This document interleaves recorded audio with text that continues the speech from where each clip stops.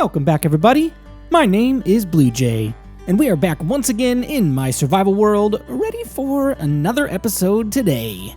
In today's episode, we are going to be doing a little bit of work with these guys, the villagers. That's right, we are going to transport them a little bit of ways away, a little bit further away from our iron farm, just to be sure that they don't interact with that and that they don't, disrupt the operations going on there. I'm pretty sure we're far enough away as it is right now, but I want to find a permanent location because this is just a little bit ugly and it's an eyesore, and I'm sorry about that. This thing wasn't moved by the time the world download came out, so we're going to do that right now. The first thing right after the world download, we are going to move the villagers to a permanent location where we can have an infinite villager breeder.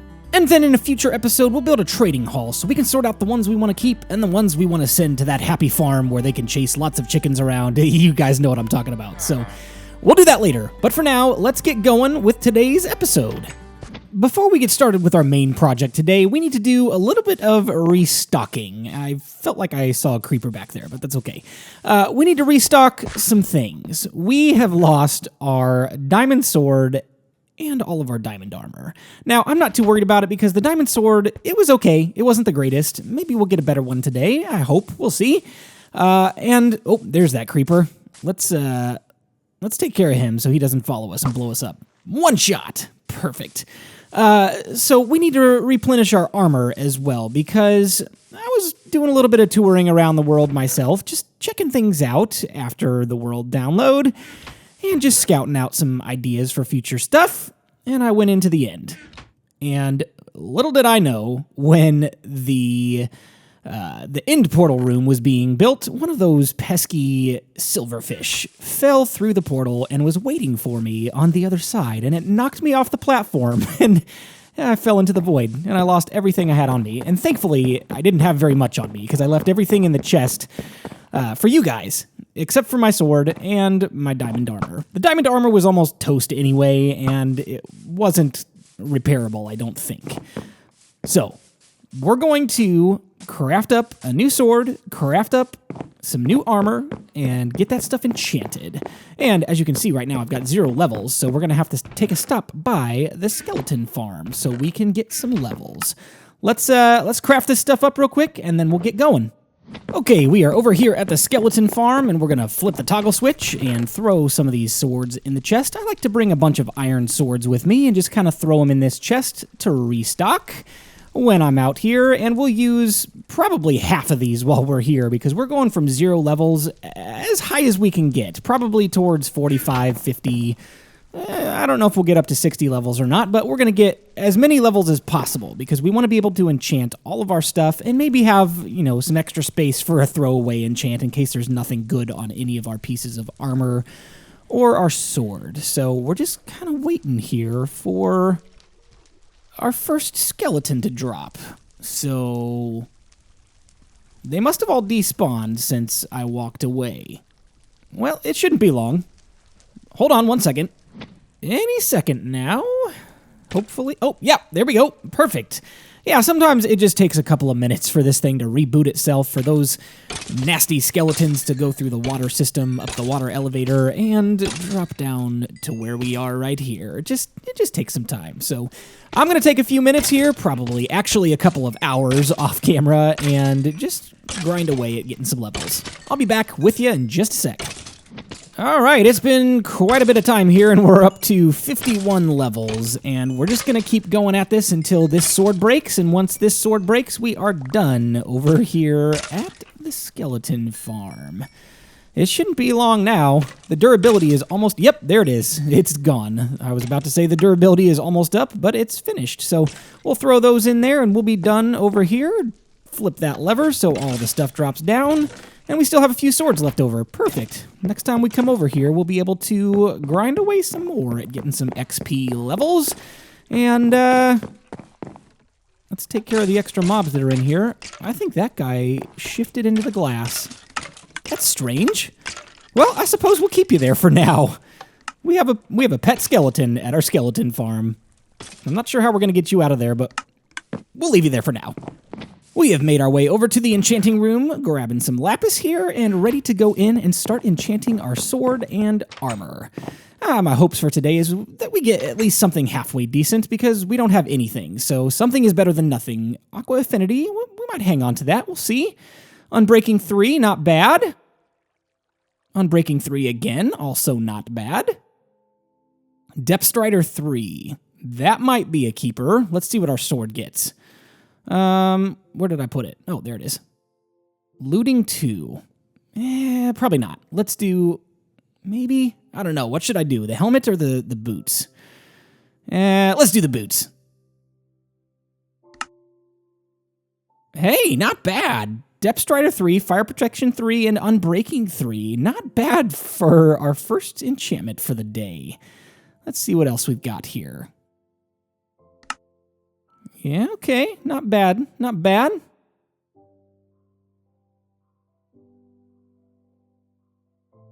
Nope, I definitely do not want that. Let's go with Fire Protection. We'll take that. Yeah, Fire Protection 4, Thorns 2. It's okay. It's not great, but it's fine. Let's see what else we can get. Protection 3, Knockback 2. Probably not. Let's do the helmet. Protection 3. Not bad. Not bad. And for our sword, I don't really want Smite 4. Huh. Well, let me go grab a book and we'll do a throwaway enchant real quick. Alright, I've actually got a couple of books just in case we need to do this a few times, but let's take a look. Let's throw a book in there. And what are our options? Luck of the Sea 2, Feather Falling 2, Blast Protection 1. Yeah, let's just do the level 1 enchant and throw that away. We don't really need any of those. We've got a ton of enchanted books in storage. What does our sword have? Looting 2. Well, should I do it?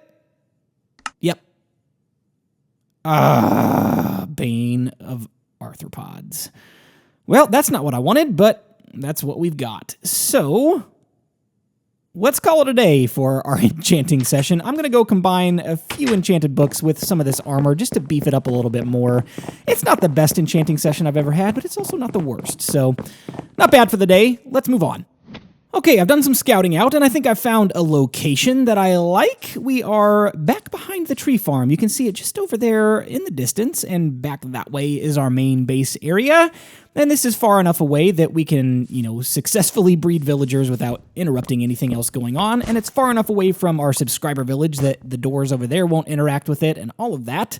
So this is a pretty decent location. I'm gonna carve out some of these trees and flatten out the land a little bit so we've got some space to work with. And while I'm working on this, just for a second here, I want to mention something. The Q&A session that we had in the Special K episode was so successful. You guys submitted so many comments in the comment section with questions, things that you wanted to know, either about the game itself or about me personally. There were too many to choose from. I just couldn't pick them all. So I want to ask that you guys resubmit questions again because I do get a lot of comments and I definitely want to see those. I read every single comment that comes in. I can't always reply to every single one. But submit more questions because I want to do another Q&A soon. Not necessarily just for a subscriber special, but just in general during a regular episode. If there's something that, seems interesting that we can talk about, then I'd love to do that. So submit your questions in the comment section below, and I will hopefully be able to answer, again, as many of those as possible. So leave those in the comment section. And also, if you follow me on Twitter, leave it over there too, because there might be a better chance of me seeing it over there. Because, I've got more subscribers here than I do have followers over there. So that's definitely a good resource for you guys to make use of if you want to, leave me a question that I might have a better chance at seeing and replying to. So anyway, just a little plug for Twitter. And that's about enough of that for now. Let's keep clearing out this land and then we'll get going with our villager breeder. All right, so the first thing that we need to do is get some farmland here, some tilled soil, and we will tap on the ground just like this. Why does that look weird? Oh, you know what? I'm using a shovel. Wow, what a facepalm moment. Oh, boy. Okay, well, let's try that again. We're going to cover this back up. And turn that back into dirt. That's a path block. That is not tilled soil. Wow.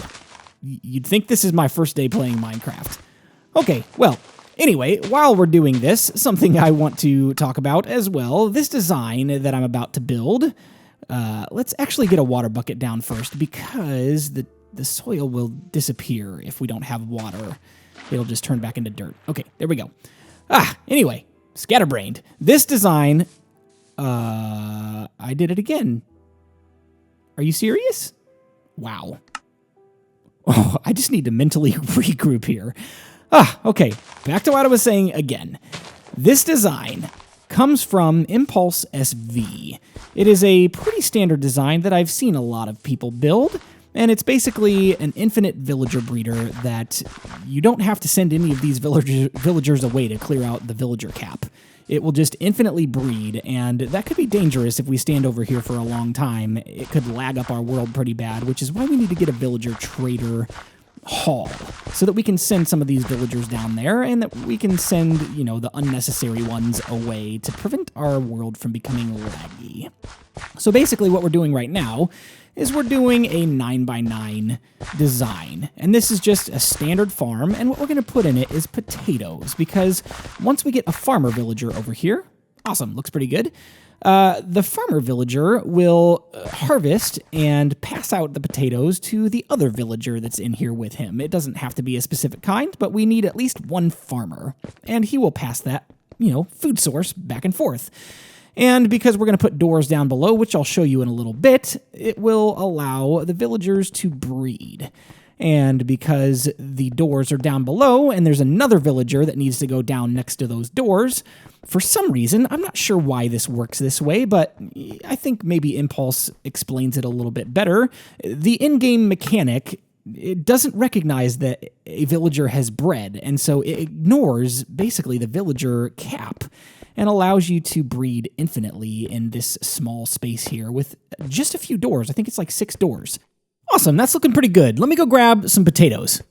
Well, I don't have very many potatoes. I left some back in the chest just so we don't, you know, use our entire potato supply on this farm, because once this thing is closed up... Oh, hello, pig. Let's get you out of here. Thank you. Once we close this guy up... Man, I'm breaking the dirt, too. Once we close this guy up, then we won't really have access to the interior anymore. Now, that's still going to be a few episodes away yet, because we're not going to close this off until we dig the pathway that will take our villagers to a trading hall.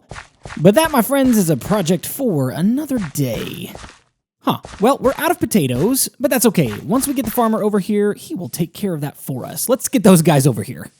Well, I'm working on building a rail system out to the new villager breeder, and that just looks super cool. Let's snipe this guy real quick. Well, let's adjust our aim. There we go. Man, this thing looks really cool. It looks like a bunch of puzzle pieces just placed down on the floor. Yeah. I don't know why that's cool, but it looks cool to me. So I'm just making a pathway here. Let me get these rails in place. We'll power them up, and we'll send the villagers on their way to their new home right over there. All of our rails are in place, and we're just going to run on back over to the villager breeder that we had set up before, the temporary home. And it's honestly not too far away. It's just, you know, a few hundred blocks maybe, if that. I'm not sure, but let's run on over here. I just forgotten how cool that tree farm roof looks. I really enjoyed that. That was one of our early builds. I think that was episode 2 that we built that. The second episode we ever did on this channel. Fun to see it from this perspective once again. And there we go. There's our farmer villager already put in a minecart, ready to be pushed down the track. This is easy stuff. A lot easier than when we built the iron farm. I was pretty much a noob at putting villagers in minecarts, and it was a struggle. A couple of them tried to run away on me. It was pretty funny, but we're not going to have any risk with that today. We want to keep all of these villagers, and we don't want any of them, whoops, to disappear. Hopefully he made it into the pen. Let's go up here and check real quick. I put the rails directly down into the villager breeder farm. Oh, he didn't quite make it in. Okay, well, this shouldn't be too hard. We won't break the cart until he's inside that wall. We're just going to push him in. So let me grab a stair here by breaking that dirt, and boom, there he is. Perfect. Just crafting up some bone meal here so we can grow some of these potatoes and watch our farmer work. Check it out. He goes over and breaks it and replants the potatoes. Such a great mechanic in the game. Oh, we could use this for an automatic potato farm probably at some point. I think I've seen other YouTubers do that kind of thing where they, had farms with villagers farming it for them.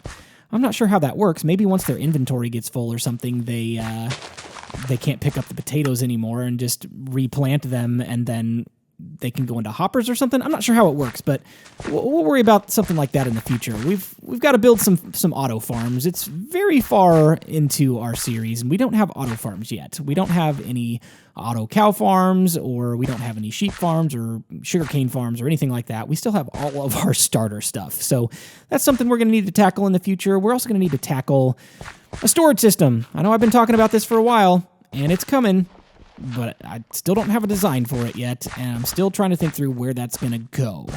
So, stay tuned. We're going to do a storage system relatively soon because it's getting far enough along into the series that we need it now. All right, we've pushed 3 of our villagers on into the pen. 2 of them are on this side over here, and we blocked them off so they can't get across over here, because we're going to be doing a little bit of work over here with this 3rd villager. He's the guy that's going to get dropped down into the little pit below where the doors are going to be. And basically, we're going to carve out a 3-wide gap right here, and we'll cover it back up here in just a few minutes so, our villagers can't escape. But we need to go down 7 blocks. So there's 2 levels, 3 levels, 4 levels, 5 down into stone now, 6 levels, and 7 levels. And then we need to dig out a 2-high gap this direction, 2 more blocks that way. And that way we've got room for our doors and for our villager to stand. And so we're going to put our doors down just like this, and I learned from you guys in the comment section that it doesn't matter what kind of doors you use. That was a question I had in the Iron Farm episode a long time ago, episode 5. And it doesn't matter what kind of doors you use to breed villagers. And so we're going to use spruce doors because that's what we have available right now. And you're never going to see these. They're going to be hidden below ground. The other important thing to note about the door placement is that there needs to be visible air, visible light exposed to them. So you need to have a transparent block, which what we will use is glass, because in order for a door to calculate as a village, it needs to be exposed to the air, and transparent blocks still allow that to happen. And so we will push our villager down in there and hopefully not kill him. Very good, very good. All right, and the only thing we need to do now, other than fall down in here, is break the cart. And why did you shift through that block? That was weird. He just sunk right into it, halfway through it. It's weird. Okay, don't do that anymore. We don't want you to die. We need you for our farm. Okay, so the last thing we need to do with at least this little part here is cover it back up. So nothing can get down in here. No mobs can spawn. And our villager will be safe that way. So we'll cover it up with glass so that the village still registers in the game, and that'll be that. And now the waiting game. We wait and we wait to see if our villagers are going to breed. We'll throw them a couple potatoes to see if we can get them willing. And hopefully this will work. I've tested it in a creative testing world, but I haven't tested it here before in survival, so I'm not sure how that translates. Things like building, that's easy because it's just a visual thing, but with game mechanics, it's a little bit different. Hopefully, yes, there are the hearts. Oh, we've got a successful breed. Oh, that's so encouraging. So excited that this thing actually works. Ah, and we got a librarian too. Hopefully this guy will grow up and give us a mending book. We shall see. We shall see. I've done a little bit of work off camera, buttoning this thing up so that nothing can get inside and harm our villagers. And basically what we're doing here is lighten the whole thing up. for a couple of reasons. One, so no mobs can spawn in here. I'm not sure if they can even spawn on farmland to begin with. I don't even know. Can you guys let me know in the comment section, can mobs spawn on farmland, or is that a safe area? Let me know. Anyway, we're lighting this thing up just in case, so that nothing can spawn in here, and so that our farm still works at night, because crops need light to grow. And so we've spread some glowstone around, just so that we've got this place lit up efficiently and sufficiently, so that our farm will grow and work 24 hours a day. As long as we're in the loaded chunk, that is. So, that's another thing I want to talk about. I really want to keep this world completely, purely survival, and that is the goal forever. With that said, in 1.2, there's a new feature that if you enable cheats on your world, you can load chunks indefinitely. You can enable a command that will allow you to load like the iron farm chunk so that it will constantly be working while you're not there. And we could load this while we're not here. What do you guys think about that? The only downside to that is I can't get achievements anymore, and I haven't earned all of the achievements in the game. So, let me know what you think about enabling cheats when 1.2 comes out so that we can use that function, or should I keep them off? Well, that's it for today, guys. We didn't get a whole lot done as far as building goes, but this was a successful episode from the standpoint of we have paved the way for the future with villager breeding. We've already got 2 baby villagers over here. This thing is working like a charm.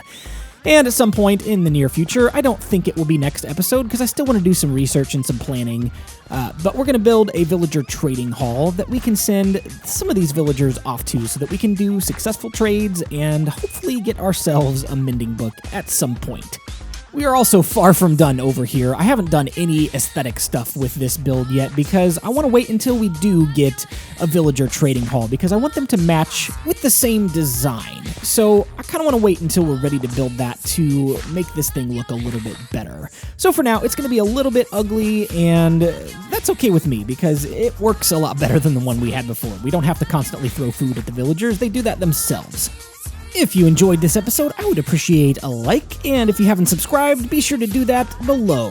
Let me know in the comment section what you liked, what you didn't like, and what you'd like to see in the future on this channel, but for now, my name is BluJay, and I've got to fly on out of here. I'll see you next time. Bye-bye.